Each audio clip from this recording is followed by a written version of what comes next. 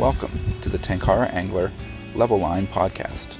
Today we answer your questions, and we also have a special guest, Paul Vertrees from Royal Gorge Anglers in Colorado. Thank you for listening, and enjoy.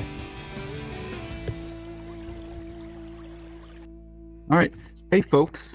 This is Anthony Naples here with Jason Sparks from Tenkara Angler. And back in January, we put a post up asking for some questions to help us sort of get started back up on our Level Line podcast. And we're finally getting around to recording some responses to those. And all right, so I just wanted to talk a little bit about some of the things that are new at Tenkara Angler in the last year or so. I came on board a little bit ago, and I'm so happy to be involved with these guys. But I'm enjoying it so far. We also brought Tom Davis on board. You guys probably know him if you've been around Tenkara from Teton Tenkara website and his rod reviews and other gear reviews. So Tom's a great asset and brings a lot of knowledge about that stuff. So the other thing we've been doing a lot at Tenkara Angler lately is focusing on the YouTube channel. We've added a bunch of different playlists to the Tenkara Angler channel.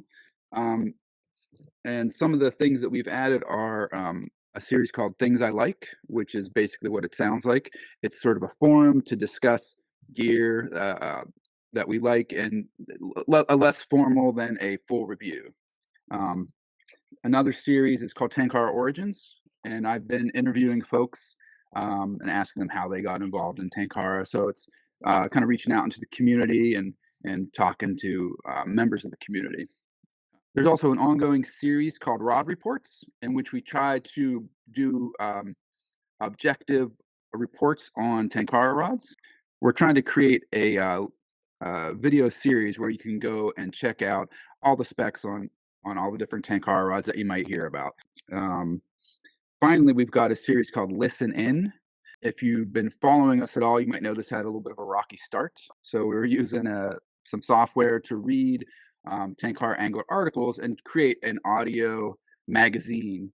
And that was not received real well. So since then, we've got a great narrator in Dave Rossett, and I think eventually they'll be packaged together into podcasts of their own. So that's kind of what we have going on the YouTube channel. So please, if you haven't checked out the YouTube stuff yet, go check it out and subscribe and like and hit the notifications and all that jazz. So I'm going to turn it over to Jason to talk about some of the events that we have coming up. You know, we love doing online articles and talking on Facebook, getting into Reddit, responding to comments on our website. But the best thing is when we can all get together, we can actually get on the water. There's groups all over the United States that get together in small groups, have campouts, they have fishing outings, day trips. And we've got a couple of notable events that are coming up over the next couple of months that I wanted to share some information with you about. The first one is going to be the Tenkara Camp. This is going to be the weekend of April 20th, 21st, 22nd. It's going to be at the Elkmont Campground in the Great Smoky Mountain National Park, which is right outside of Gatlinburg, Tennessee. Now, the first one of these that we did was last year, and that was at Deep Creek outside of Bryson City on the North Carolina side of the Great Smoky Mountains. I think 48 people showed up, camped out. We got to fish together. We got to rub elbows around the campfire and meet and mingle. And so lots of names and personalities that you've interfaced with and commented with online. We actually got together and got to do them, fish together. So we're doing that again the last weekend of April. The second to the last weekend at this Elkmont Campground. Everyone's coming together on Friday. We're going to hang out by the campfire on Friday night, get some fishing done on the little river that runs right through the campground. Then on Saturday morning, we're going to have 2 clinic sessions, streamside clinics. Presenters are going to be, I believe, Dr. Robert Worthing, Amanda Hoffner. She's a nurse, so we got a doctor and a nurse. And then I'm going to be leading a session, and which is kind of special for me. I don't usually get to lead sessions because I'm usually kind of organizing these events and running around trying to make sure everything works out. So I'm going to be doing kind of an introduction to Tenkara 101, how to get started for the new beginner, newer Tenkara anglers and novice Tenkara anglers that kind of want to hear what I have to say about it.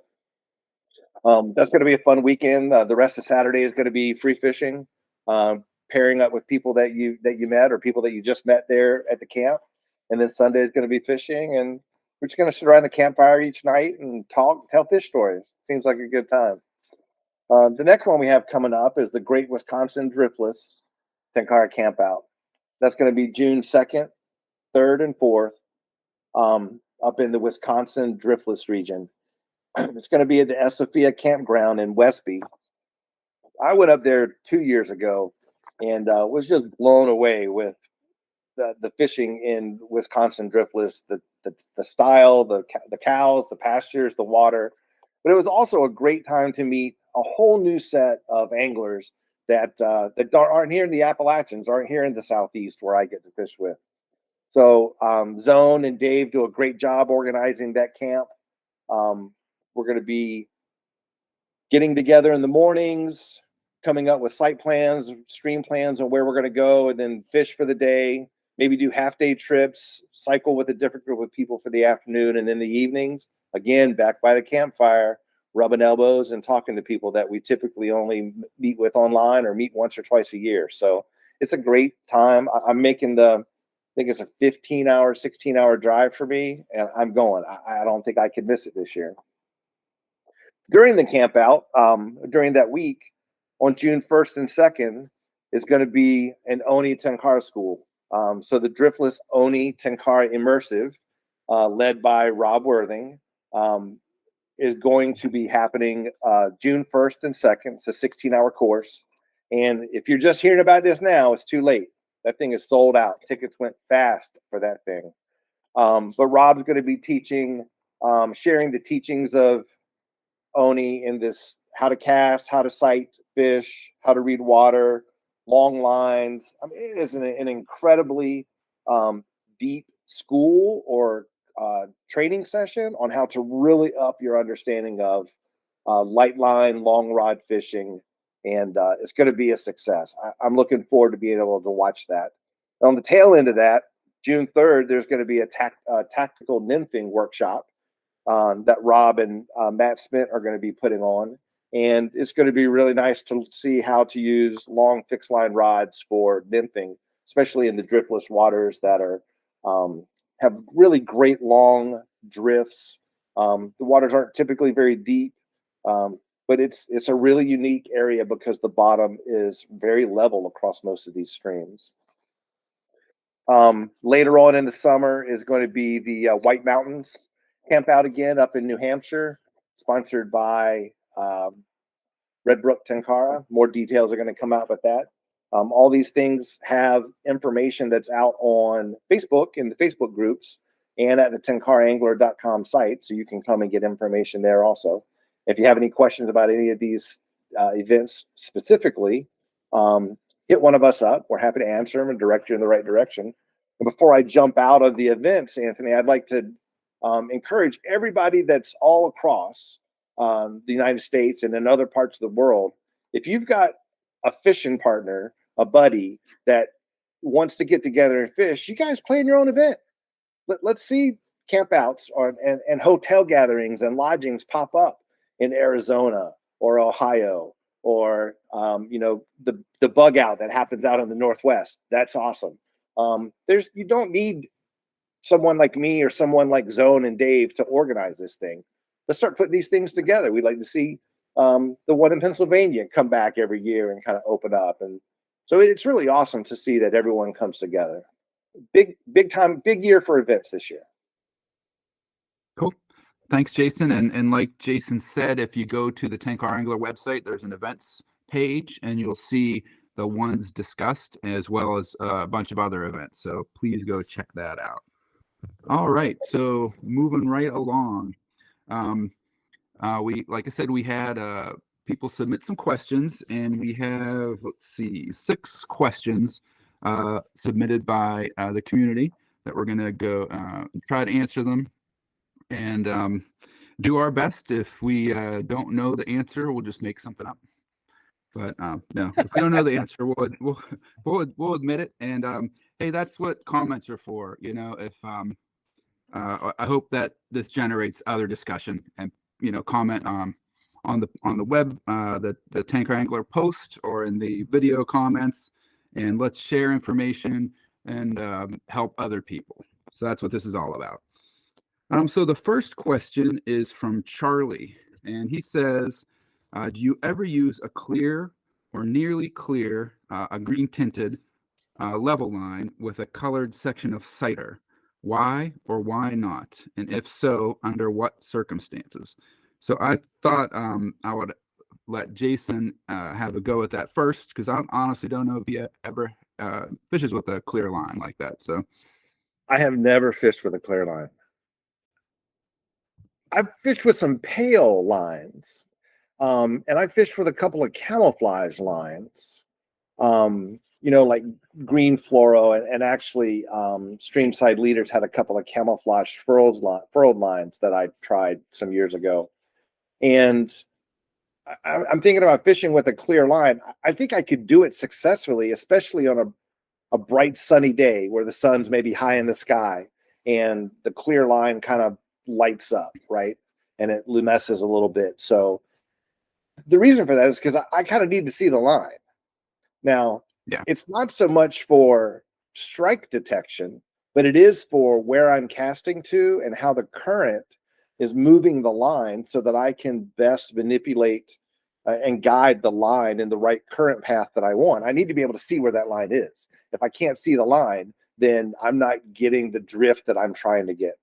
Now, when it comes to strike detection, for the most part, I feel the fish come through the line and into the rod, and that's my strike detector now that I've been doing this for as long as I have.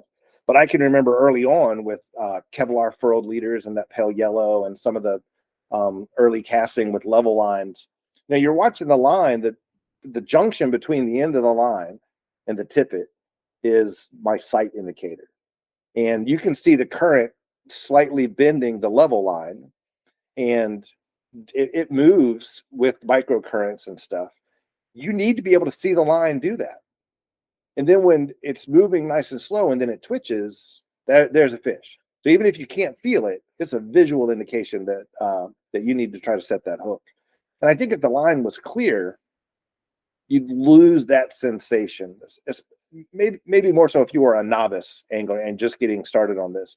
But the other thing you could do is use clear lines and then just put a little bit of yarn, bright yellow or bright orange yarn, into like glow bug yarn or something, right into your tippet knot.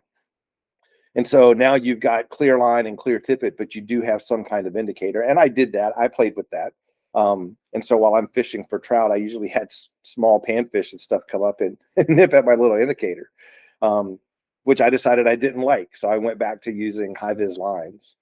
Didn't see any downside on fish catch rate.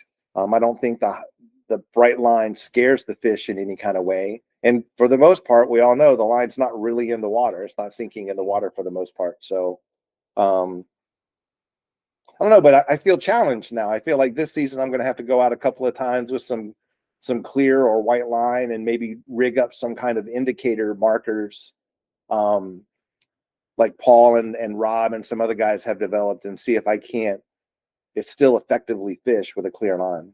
Short answer. The one reason I would use it if I was going to go and use clear line is fishing downstream, swinging wet flies in shallow, clear water, and when it's, say, real sunny. I think sometimes if I'm fishing downstream and that line is in the water, swinging across the current, I think sometimes that a clear line might be a little better than the high vis line. And strike detection, if you're swung flies downstream, strike detection is not a problem, right? You don't need to see your line. You're going to know when you have a fish. So that's the one time that I've done it, or the one situation where I will do it more. And like Jason kind of got it, I'm a totally visual strike detector for the most part. I come from like nymph fishing and using my line, that sag of the line, that drape, and that little twitch of the line is what I look for. And I would say if I'm fishing small nymphs, there's not enough weight on small nymphs to feel the strike. Generally, they're not drifting near the bottom. There's not a lot of tension there, so mostly visual. And if you put, say, a section of cider onto a clear line, that will help. But I found often enough, with the glare on the water and the background, that a little, say, 2-foot section of cider, for me anyway, isn't enough to, I still want to see more of the line. So it can work, but I found for me it's limiting. And if I can use a whole line that's a cider, then I'm just going to generally do that. And the trade-off, I mean, if you think that the bright line is spooking fish, maybe there is some trade-off there, but the other side of it is I can't detect strikes as well. So I generally don't do it. I go with a full high vis line for the most part. So that's kind of long and short of that. But yeah, hey, if Charlie, if you've had good luck doing that, and like, I'd be interested to hear how you fish with it. But that's kind of my take on it anyways. All right, so the next question is Danny, and the question is, what are your experiences using a Tenkara rod to Euro or contact nymph? So I started fly fishing I was going to Penn State, and I started fly fishing on Spring Creek in central Pennsylvania. And so unless there's a hatch going on, it's a nymphing game up there. So that's what I grew up. Like, that's when I came into fly fishing, that's what I focused on. I love nymphing. There's a tradition of it up at Penn State with Joe Humphreys. And so it's just, for me, it's like my fly fishing heritage is nymphing, and I love it. A 10-car rod is great for it. I mean, I could go on and on about it, but I would say it in Pennsylvania. I'm not sure where you're from, Danny, but in Pennsylvania, we've got small to medium sized streams, and a 10-car rod, 12, 13-foot 10-car rod is gonna cover nymphing in those streams, really well. And you don't.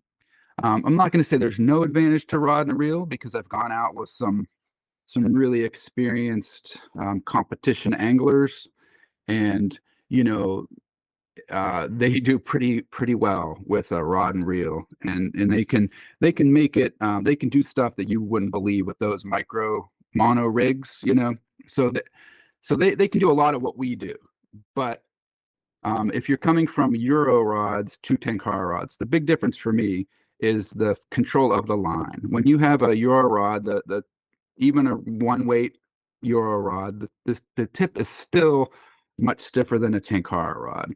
So when you bring that nymph out of the water, it's generally going to go back, and it's going to go forward in the same direction. You're not going to have a lot of luck changing direction in the air. But with Tenkara rods, with the soft tip, you can bring that small nymph out of the water, and you can mend it in the air and send it in another direction. So I think that is like a huge advantage of Tenkara rods. And like I said, the guys who are good with Western rod and reel, they'll get around that, but it does make it easier. So I did write an article for Tenkara Angler called Simple Tenkara Nymphing. So if you go check that out, it'll talk a little bit about how I rig and stuff. But yeah, I mean, I think it's a perfect tool for that job. These days I try to be careful and call it fixed line nymphing and not Tenkara nymphing. But anyway, it's a great tool for the job. I don't know if you've got anything to add to that, Mr. Sparks. I really don't. I don't nymph very much, and when I do, I'm usually using I use unweighted flies most of the time, even if they're like killer bugs and stuff. And so when I'm nymphing, I'm using unweighted killer bugs in 3 feet of water. It's not near the same, and I don't want to even try to compare it. But I have a question I want to toss back to you about the rods. If you're nymphing with tungsten bead fly in, say, 4 feet of water versus 8 or 9 feet of water, can you talk about the rod flex profile, like stiffer rods versus full flex rods, and how that the water grabbing the line when you try to set the hook from a deep set, how rod flex or rod stiffness, fast or slow action might come into play for what makes a good Tenkara rod also a good nymphing rod? So generally I'm not fishing water that deep, and actually, like, in the limestone streams that I like to nymph in a lot, like often I'm fishing edges. So, I might be fishing 4 or 5 inches deep to, 18 inches to 2 feet. That's probably mostly what I'm fishing. If you're out fishing and you're nymphing and you're bouncing fish, just, like you've got hooks that you've used before and the hooks have worked, but you're just bouncing fish and you can't hook fish, then I think, the rod tip might be too soft. I don't want to start. Well, so there are some specific rods. I could put a link. Might as well shout out to Riverworks, Jeff Lamino. He's got rods that are designed for nymphing. So those are a good bet. Luong at Tanuki, Tenkara's got rods that are great for nymphing. If I'm gonna pick specific rods, those I often have a Tanuki rod or a Riverworks rod for nymphing, but a lot of what I'll call like I don't know what to call, like a standard American Tenkara rod, like an Iwana, rods like that. I think a lot of those can be fine for nymphing too. I would stay away from the more traditional soft Japanese rods. I wouldn't go out with an Oni rod. Well, the Nishin Oni 395 is a different beast. That is great for nymphing. But the Type 1, Type 2, those kinds of rods. All right, so the next question is from Dave, and his question is to the Tenkara Angler staff. And he says, do you have a go-to or favorite rod? And if so, what is it and why? So I'm going to turn this one over to Jason first, and then we've got some pre-recorded responses from some of the other Tenkara Angler crew that we're going to include as well. So go ahead, Jason. I kind of want to start off by saying I don't really have a favorite ride, but I probably want to have a favorite ride. So I will say, yeah. So the Royal Stage 320 6.4. I mean, it's me and a couple of friends just truly love that rod. It's such a great rod for fishing for small wild trout, big wild trout on small streams up in the hills. And I used that rod every time that I could get up there. But I was a couple of years ago hiking. We were about 3.5 miles up the trailhead and had fished all afternoon with it, and scrambling up through the laurel, I lost it. It's in the leaves up on the mountain. And I keep promising that I ever make it back to that creek, I'm going to go back and try to guess which slide I came up through the laurel. I'm going to carry a rake up there and I'm going to go look for that rod. But the rod, I fished with a rod last October that it really impressed me. I really liked the way the rod performed. I've gotten the rod, and I plan on using that rod for all of my mountain stream fishing as I go into this year. And it's the River Peak Kiwami 33. The cork handle is a single level, and I thought that was going to turn me off, but spending a couple of hours on the water with it, I found that it didn't affect me at all. I still was able to hold it at the top and the bottom.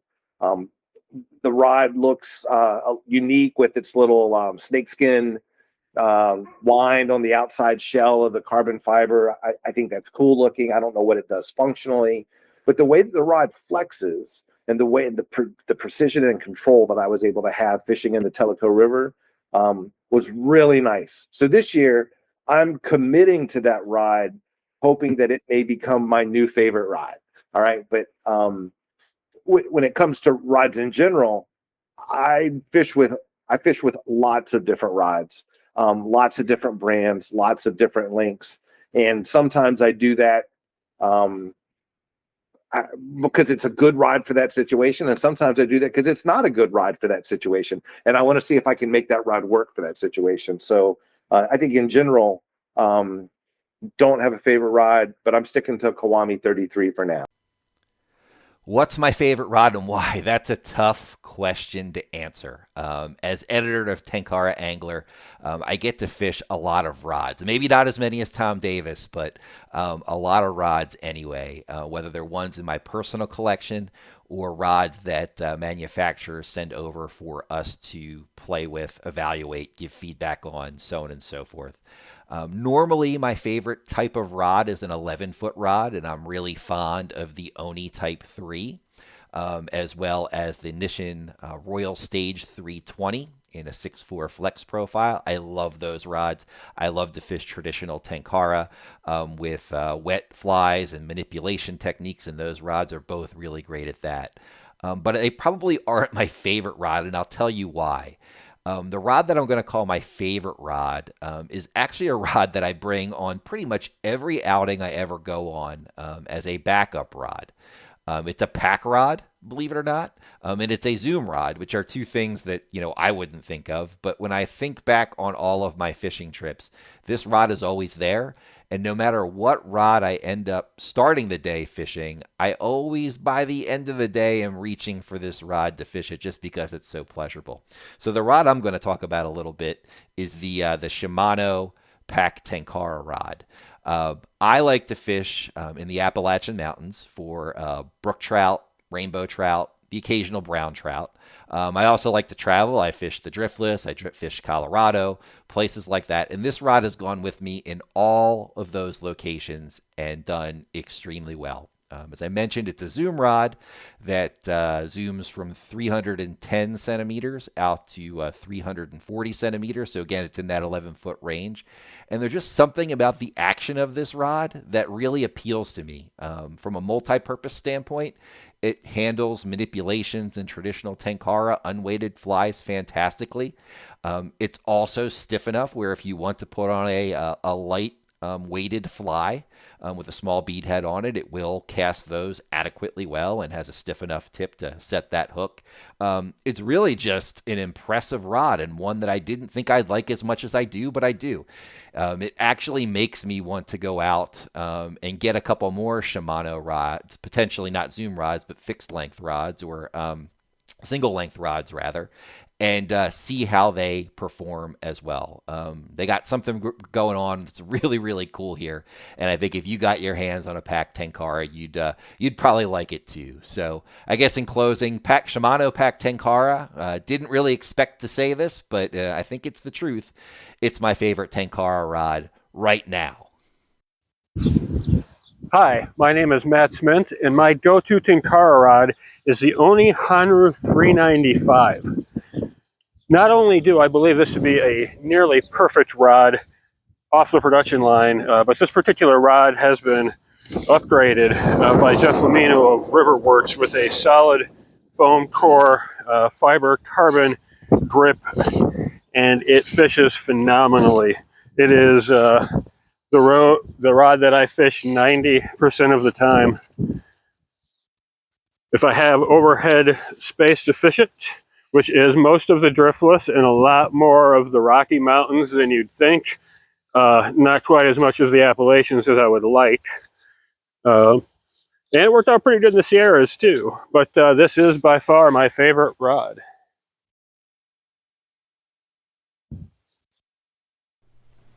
Hi, my name's Tom Davis, and my go-to Tenkara rod is the Tenkara Bum 36. I've owned it now for many years, and I've fished it in all different types of waters, and it just works for me.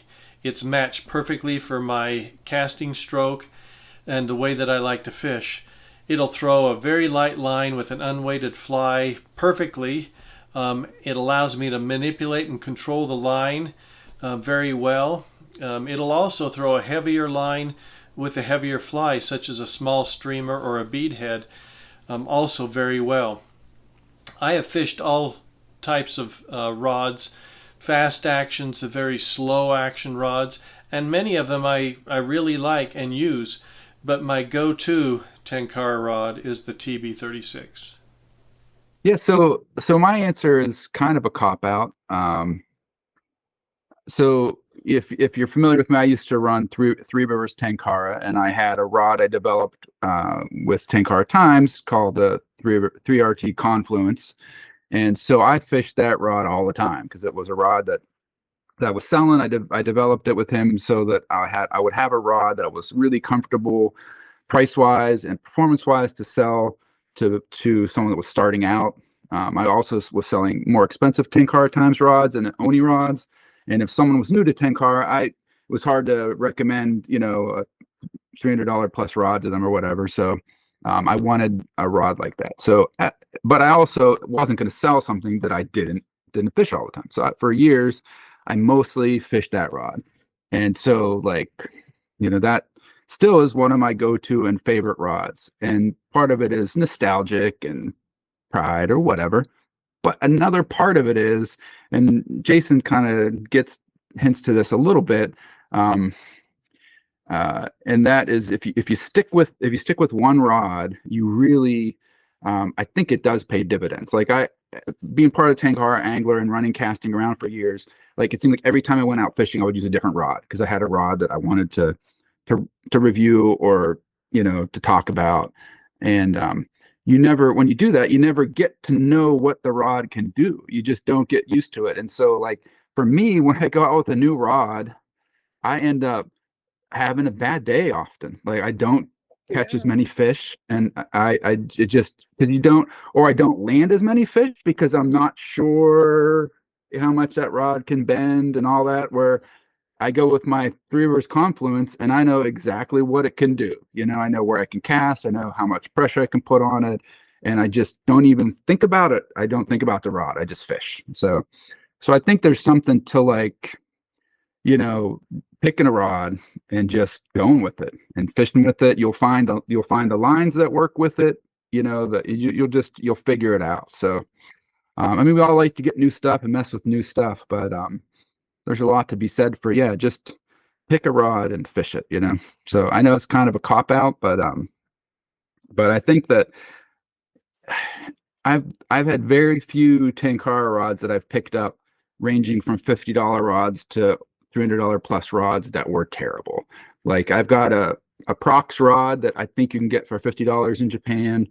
It's a 12-foot rod. You know, if you told me this year, hey, you got to fish that rod all year, I wouldn't sweat it. I don't think it would matter. You know, I'm not saying that some other rods wouldn't look nicer, wouldn't be lighter, wouldn't feel better, but at the end of the day, I don't think it would affect my fishing that much. That said, there's nothing wrong with having real nice stuff. So, yeah, that's my cop out.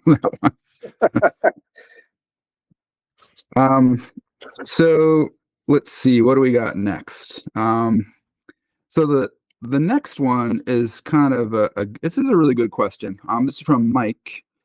And the question is, any tips for helping teach a 9-year-old who is an avid angler how to approach Tenkara?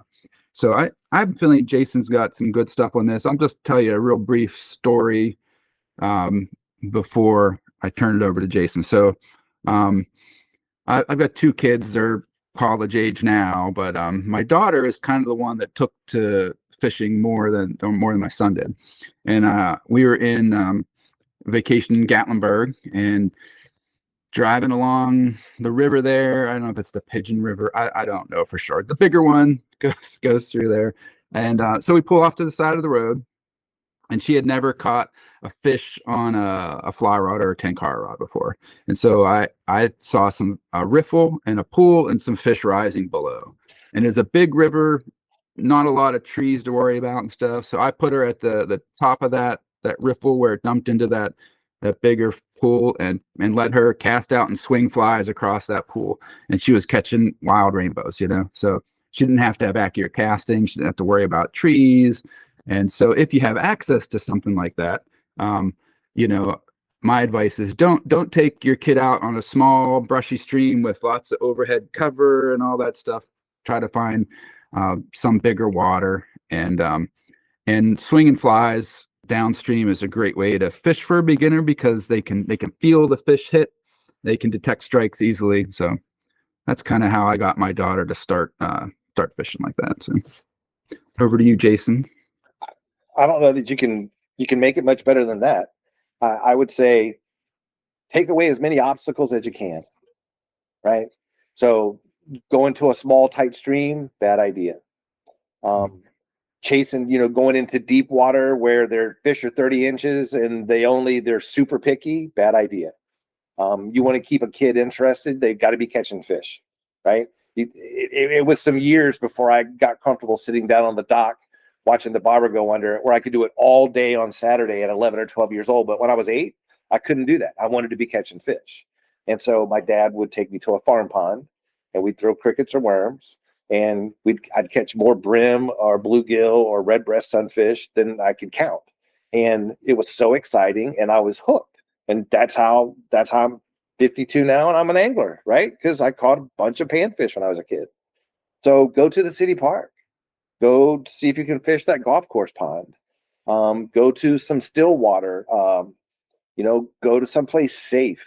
Don't get in moving water where safety and you've got to worry about floating down the river, or her slipping and falling and getting hurt. And who cares about breaking a rod or whatever? But water safety is kind of second nature for us at our age and our experience, and we approach the water and we do it safely. But a kid wants to go down there and throw rocks and run and thinks they're going to be fine. And so as a parent, you got to think about those kind of things. I always did. I've got 3 daughters. Put a Tenkara rod in all their hands. It stuck with one. It didn't with the other. They've all caught fish. They've all tied their own flies. And so you said that she's already an angler and she's coming to it. You want to kind of get her into it.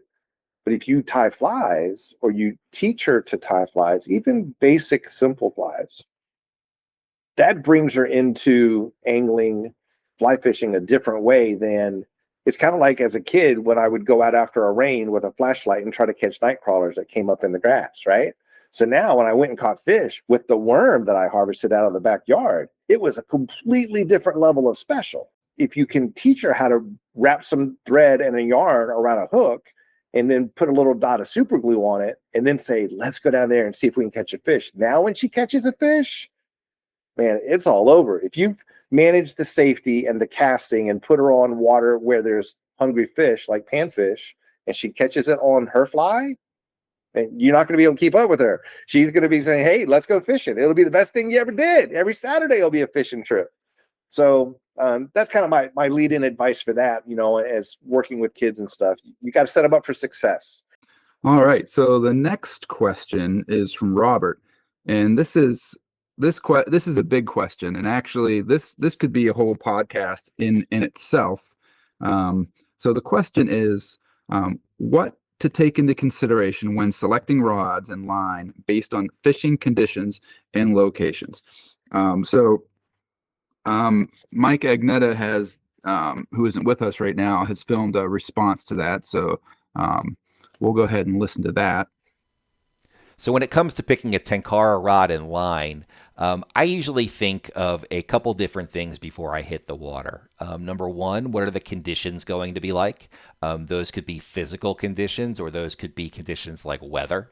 2, how do I want to fish for the day? And number 3, what am I fishing for? So the first one, just to talk about the physical conditions, is one, like, what are my casting lanes looking like? Do I have unencumbered room to cast, good solid casting lanes? If it is, I'll pick the longest rod I can, and the longest line that's appropriate for that rod. If I have more condensed casting lanes, I like to fish in the Appalachians, so it could be something where there's overhead cover that makes a long rod not as convenient to fish. I'll pick a shorter rod, maybe a 10 or 11 foot rod, in a line that's appropriate with that. When it comes to the way I want to fish, there's lots of different ways you can fish with a fixed line system. You can fish traditional Tenkara, where you manipulate the fly. You could kind of Euronymph or nymph with your rod. You could fish dries. You could fish streamers. There's lots of different things to consider.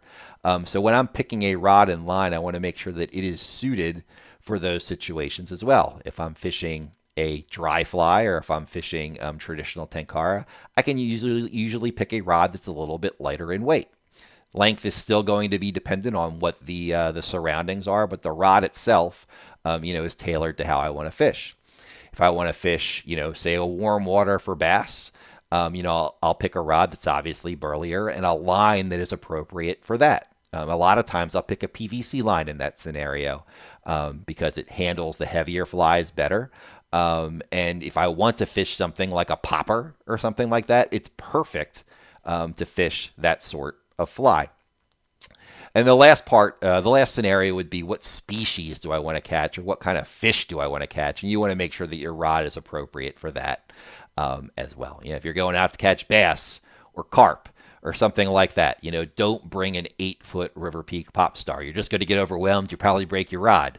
Conversely, it's probably not the smartest thing to bring Rodzilla up into the mountains to catch, you know, whatever it might be, 6-inch brook trout or whatever. So at the end of the day, my rod and line choices are really specific to where and how I want to fish. All that being said, I would recommend, you know, not overthinking it too much. There's a saying, what is it? Paralysis by analysis or over-analysis. You can overthink these things all day. At the end of the day, the reason you got into Tenkara most likely was for the simplicity of the sport. So just grab whatever rod, line, and flies that you want and hit whatever the local water is. You'll probably figure it out on the go anyway. So over to you, Jason. You know, fishing high gradient streams for char kind of answer. When I'm up in the mountains, I'm usually fishing with about an 11-foot rod, 10.5 or 11 feet. And my line is usually about 2 feet longer than that. And I usually add about 4 feet of tippet, right? 4 feet of 5X tippet is real standard for me. I'm comfortable with that. Occasionally I put on a little longer line, sometimes shorter line, but 11-foot rod, 13 feet of line, 4 feet of tippet. That's my rig when I get to the water. But what I want to talk about and address is kind of like my warm water solution. Like, what do I do when I'm not in the mountains? What do I do when I'm at that community pond, or I'm out at the golf course? Or I have an urban creek that flows right through my neighborhood here. It's about 24 feet wide. It's about 2 to 4 feet deep, sandy bottoms. Still water, it flows, but it's not, there's no ripples and stuff, but lots of kind of high canopy grapevines and scrub brush and stuff. That's kind of a different rig that I need for something like that. And even more so when I'm at the community pond and it's wide open and I'm standing at it. Let's just imagine a golf course pond, right? So if I was fishing with a rod that had a reel on it, I could cast out 60 yards and do whatever I wanted. I can't do that with a fixed line rod. So what I find myself doing is adding a really long level line. If I'm fishing a 12 or 13-foot rod, I try to go with a longer rod to get that 2 or 3 feet of length. And then I add something like 17 to 20-foot level line. And then I also will tie on 5 or 6, maybe 7 feet of 5X tippet, and to give me a really good long reach. Now, on the flip side of that, I have to be aware that when I do hook a fish, I've got 3 or 4 times more hand lining that I have to do to get the fish in. And that's a learning curve. And once you learn how to do that, it doesn't matter if your line is two hands of hand lining, or if your line's 100 feet long. If you can hand line the fish in, Old Man in the Sea, you can do it. So the reason I like to use a longer line with longer tippet, and the length of the tippet is affected by the fly weight that I'm using, so you can make sure you can fully extend all that tippet. So that you have more reach, right? So you can cast down the grass line. You can cast. I'm never casting out into the middle of the pond. I'm always standing off to the side, casting back towards the drain,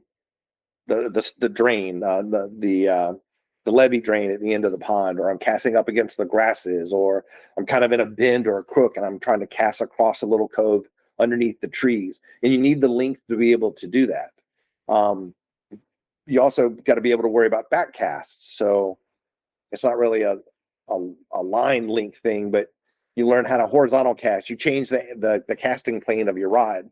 And so then that kind of opens up how long the line can be. Standing there and saying, hey, I've got trees right over top of me and right behind me. I can't use a long line. I'm going to say, well, why are you back casting behind yourself? You know, why aren't you standing sideways and back casting horizontally across the length of the water? And so when you start to think about things like that, it can change how your rig is, the weights and lengths of your line.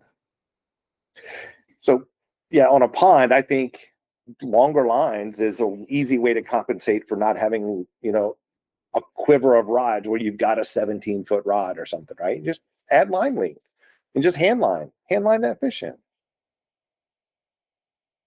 All right.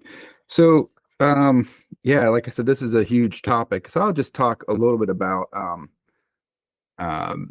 just some ideas to think about.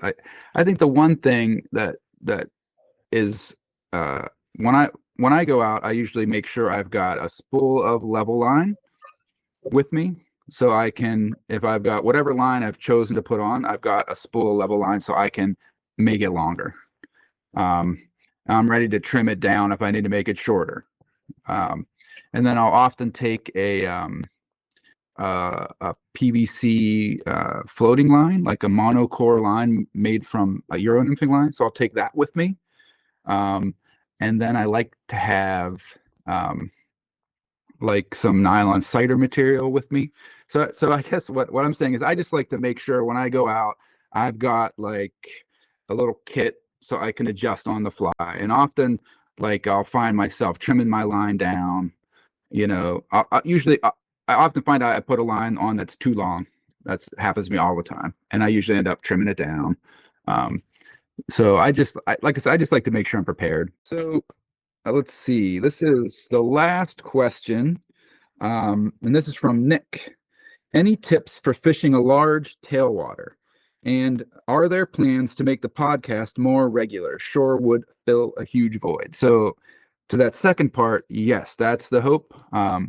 Mike put out the Fish Stories podcast just a few days ago. We've got this one coming, and uh, the hope is that yeah, we could get these to be at least a monthly thing. As far as fishing a large tailwater, um, I talked to my friend Paul Vertrees in Colorado. I know he's a guide and now I believe manager of the fly shop. Do you remember what's the name of his fly shop? Royal Gorge Anglers, Right. correct? I think that's what it is. So I think he's a manager there now, and I know one of the main waters they fish is a tailwater. So I contacted him and talked with him about that. So let's hear what Paul has to say about that. All right. Well, hey, folks. I'm here now with Paul Vertrees from Colorado, and I'll turn it over to Paul just to introduce himself. Yeah, hey, good morning, and thanks for having me on here. I appreciate the opportunity to spend some time with you this morning. I'm Paul Vertrees. I'm a manager and guide at Royal Gorge Anglers in Canyon City, Colorado, on the banks of the Arkansas River, where it comes out of the mountains here in Colorado, south central Colorado. Been involved with Tenkara and fixed line fly fishing for a long time, and in this world, a long time means like 12 years, maybe 13 years. Yeah, that's a long time. And one of the first guides to take this on as a professional Tenkara guide years ago, and just really still enjoy it, and happy to share what I know with people and get them out and get them on guide trips and show them how to do all of this. So anyway, really good to be here with you this morning. A couple of things that come to mind really, and I apply this to freestones as well, and larger rivers, of course. To not to look at that tailwater as one entity. I think that's real important. It can be pretty imposing when you take a look at a large river. When you look at it really as one river. So I tend to take a river and break it down into smaller pieces. I think it makes it easier it's less intimidating. It makes it easier to fish. I certainly would do that on a tailwater. And when I'm talking about breaking it up into pieces, that's, the length of the river, and it's also cross current from one edge to the other. I would certainly take a look at that, learn how to break it down into smaller pieces and fish those smaller pieces. And, over time, put those together, and eventually you'll be able to tell someone you fished the whole river. But I certainly wouldn't start off that way. I definitely would break that river down and fish it in smaller pieces. That's really the first tip I would throw out there.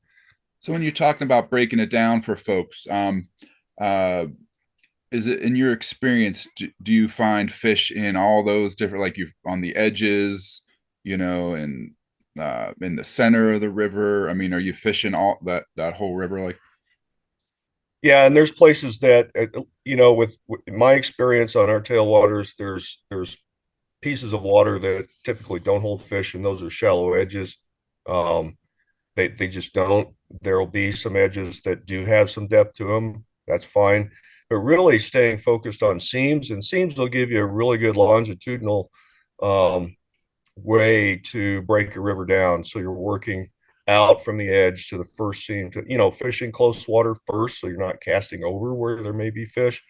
But staying focused on seams, those the substrate, the boulders coming up out of the water, those will give you good indication, or submerged boulders. A lot of those on tailwaters have been placed there, created habitat, and those are going to create seams, and I certainly would focus on those because they give you a very easy way to break down at least the longitudinal or the lengthwise span of water that you want to fish.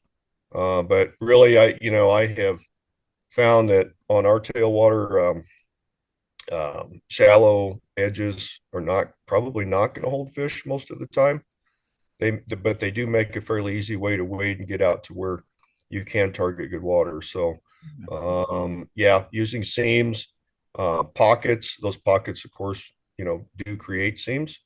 So, and then, another really good target, and another tip I would throw out to Nick is focus on the bottom half of tailouts. Those tend to be the most productive area below a pocket, is that lower half. I found that I catch more fish in the bottom half of the tail out than I do up toward the top. So Interesting. yeah.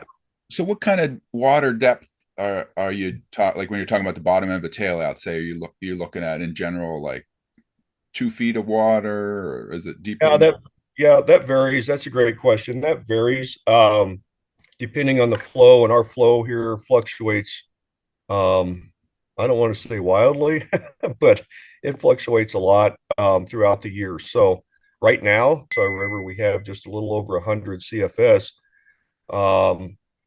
flow on our tailwater, and that's pretty skinny water. So, certainly trying to find the deepest water possible in the wintertime, because our flow does it is reduced in the wintertime, dramatically. When the water's bigger and we can fish this tailwater at 400 or 500 CFS, it gets difficult when you try to fish that deep water because of the flow. So it's a challenge. You want to get to that deeper water, but then when you do, it's too fast and you can't control fish, and really the lower you go in a tail out, the slower that water is going to flow. And I think that's part of it. I think that's part of the reason, you could be successful in targeting that, is because that flow does slow down. Cool. So you were talking about weighted fly rigs. What kind of, I guess, talk a little bit about the gear, the rods, and the rigging Sure. that you use. Yeah, certainly. So, typically a tailwater is it won't have as much vegetation. I would just generalize that. Won't have as much vegetation as freestone. Quite often the edge of the river, they're manicured. They've got they've got trails along them. They've had trees either removed or planted. So there's a lot more manipulation by us as humans on those rivers. As far as gear goes, and the reason I'm bringing up, vegetation and all of that is you can typically get away and you should have a longer rod on a tailwater for a number of reasons, but I typically will fish a 13-foot rod on a tailwater. We're fishing weighted nymph rigs. We're kind of forced into fishing really small flies, and these fish, at least our fish here locally, are not. It's very tough to fish kabari, in the traditional sense, mainly because of the gradient. It's a slower river, way less pocket water.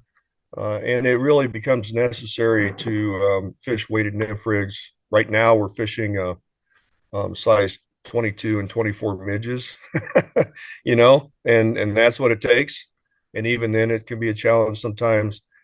So they are weighted nymph rigs. Way back when, and when I started designing Tenkara lines, fishing tailwaters was one of the driving forces behind the design that I came up with for my weight forward TTN line. I also designed it to be effective on a freestone because I have both in my backyard here, but it's very effective on a tailwater. So I finally ended up with the design I have now. And in part, it was because I was fishing, on a tailwater and I needed to be able to cast a weighted nymph rig and control it, and have accurate casting. So it kind of pushed product design with me.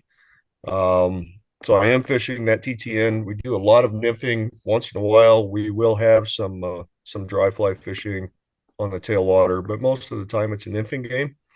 So what's the could you describe that line for folks that haven't seen it? Yeah, so I'll get a picture and we'll put one up when we do yeah.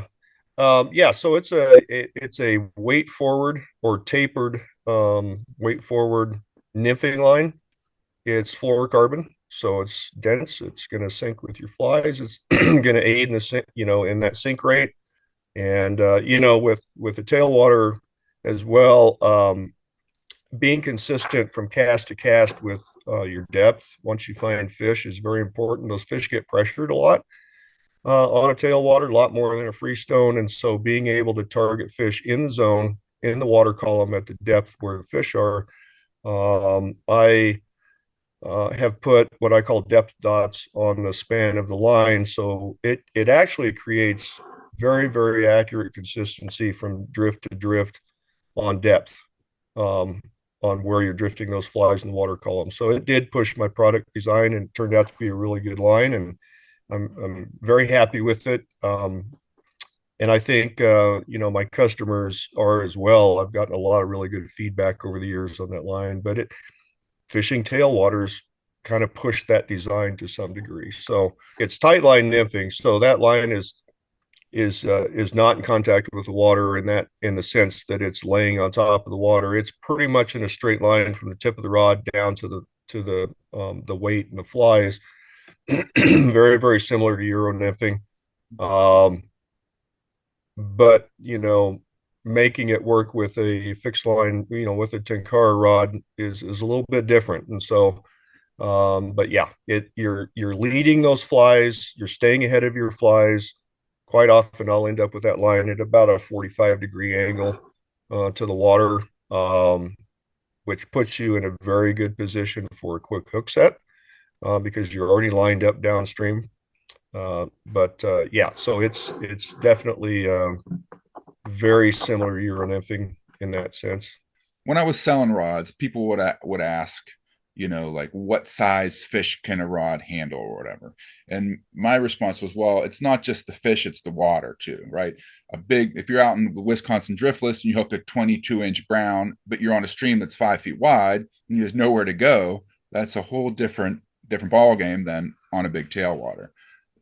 So on bigger water, do you have any tips or pointers for folks to, just as to landing fish?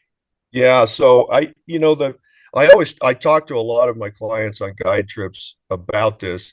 And I guide on a couple of different tailwaters, and the first thing I always cover with them is their exit strategy. I think this is extremely important because, and we'll talk through this on a guide trip, on, if you hook a large fish, what's your next step? How are you going to try to gain immediate control over that fish? How are you going to get yourself into shallower water? What happens if you have to move? And I'll tell you, on these, and there's, tailwaters can grow some big fish. Being able to move yourself safely is very important. Many times I've had to move either up or downstream, out or into deeper water to follow that fish. And so an exit strategy is absolutely necessary before you start fishing a spot. You need to just take your time, slow down, take a look at it, and try to formulate some kind of plan on how you're going to get that fish out of current, gain as immediate control as you can over that fish. So an exit strategy is, I would say, is probably right at the top of the list on that. Having someone net for you, you know, it doesn't always work. I mean, we fish alone quite often, but if if you can have someone there to net for you, and that's my job as a guide, so I do that constantly. But your success rate on landing fish is going to go way up. Having a big enough net. We've all seen the guide nets going up and down rivers, but there's a reason that we carry nets that large, and we don't miss fish. So having someone net for you, I've had some opportunities to catch some very nice fish over the years, and a bunch of those required, and I had someone there to net for me. We did land that fish. So learning how to land fish by yourself when you're fishing alone. One of the things that I would recommend is to have a net with the longest handle possible. On a tailwater, where if that tailwater grows big fish, that's a definite plus. Having a short-handled net makes it much more difficult to successfully land fish. So just a few tips there. And back to landing fish, there'll be a point where they usually try to zip upstream and get back in a pocket or a seam or whatever, but there's going to be a point where they're going to swing, right? And once they swing, and if it's a big hot fish, and I talk about having my track shoes on, but there's some truth in that, because following that fish downstream, there a lot, you have to do that a lot of the time on those big fish. And that in itself doesn't necessarily tire out a fish so much as it does you're just keeping tight contact with them, with your rod and with your line. But getting them out of current, I think, is a big deal. And if you can follow them downstream, get them down toward the very end of the tail out and catch them before they get to the next one, is really important. But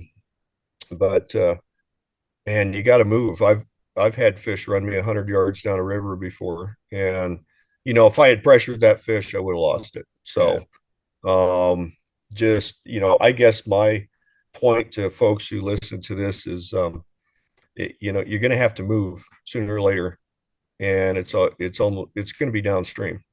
And once those fish swing.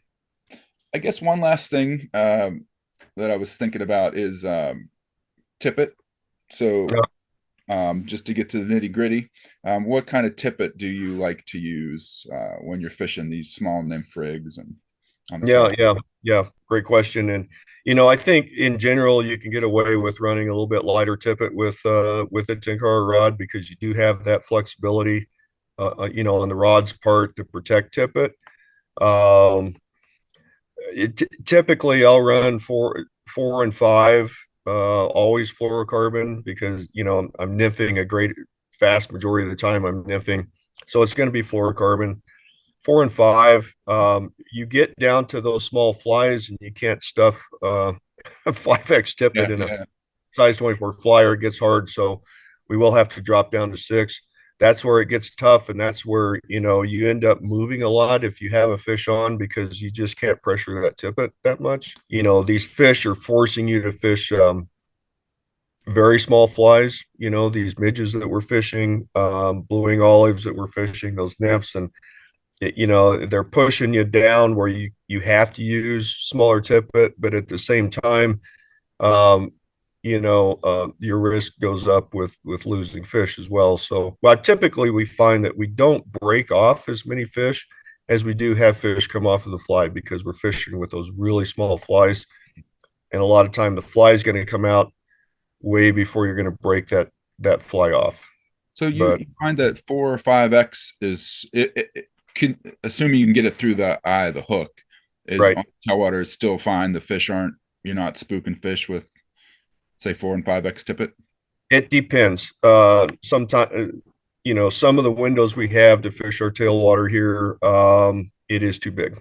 Yep. It just depends on the conditions, water clarity, water depth. Right now, and I'll be out there probably on Sunday this week on that tailwater. Probably going to have to go to 5 and 6. Okay. We're fishing multi-nymph rigs, and so it's getting smaller as we go down to that final fly. Usually we're fishing 2, sometimes 3 flies. So okay. All right. Well, I got to let you go. I'm running out of time here. So thanks for coming on, and really appreciate it. And hopefully we can get you on again sometime. Well, I appreciate the opportunity to spend time with you this morning, and really enjoyed it, and hope to catch up with you and everybody else soon, and maybe even get you out on the water with me. So yeah, that'd be great. All right. Take it easy, Paul. Thanks again. All right. Bye-bye. So that's all the questions that we have. I hope that we were able to answer some of the questions for you. It's tough sometimes when you don't have back and forth with the asker. You don't know if you're really answering what they asked, but please, in the comments below, if you were one of the folks that sent in a question, hit up the comments, and we could have some back and forth in there, and other folks that have that have advice related to these questions. Like I said before, please chime in. It's all about helping folks out, sharing what we know. All right, so thanks for tuning in and listening to the Tenkara Angler Level Line podcast. There will be more to come in the future. And thanks for chatting with me, Jason. Hey, it's my pleasure. Goodbye, everybody. Goodbye, folks.